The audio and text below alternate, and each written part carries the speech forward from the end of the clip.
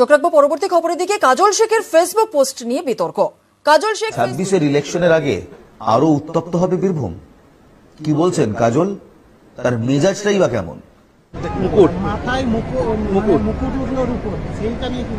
দেখুন, লাইকবাজার মিলনমেলা কমিটিকে আমি ধন্যবাদ জ্ঞাপন করব না বা ধন্যবাদ জ্ঞাপন করে ছোট করব না।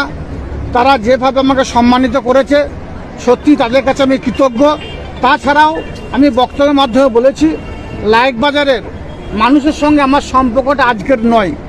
2003 সালে যখন বামফ্রন্ট আশ্রিত সমাজবিরোধীরা আমাদেরকে রাজনৈতিক কারণে গ্রাম থেকে বিতাড়িত করেছিল, তখন থেকেই এই লাইকবাজারে আলেপ ভাই থেকে শুরু করে গয়লা ভাই থেকে শুরু করে আরও অনেক সহযোদ্ধা সহকর্মীরা আছে, তাদের সঙ্গে দীর্ঘদিনে আমার সম্পর্ক আছে, নিবিড় সম্পর্ক আছে।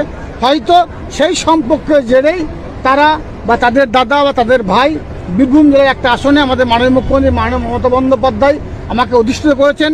বীরভূম জেলার সার্বিক উন্নয়নের স্বার্থে জাতি ধর্ম মতামত নির্বিশেষে সকল সম্প্রদায়ের মানুষকে নিয়ে চলার যে বার্তা মমতা বন্দ্যোপাধ্যায় দিয়েছেন, সেটা আমি শ্রদ্ধা নিষ্ঠার সঙ্গে পালন করতে পারছি। সেই জন্যই হয়তো তারা আমাকে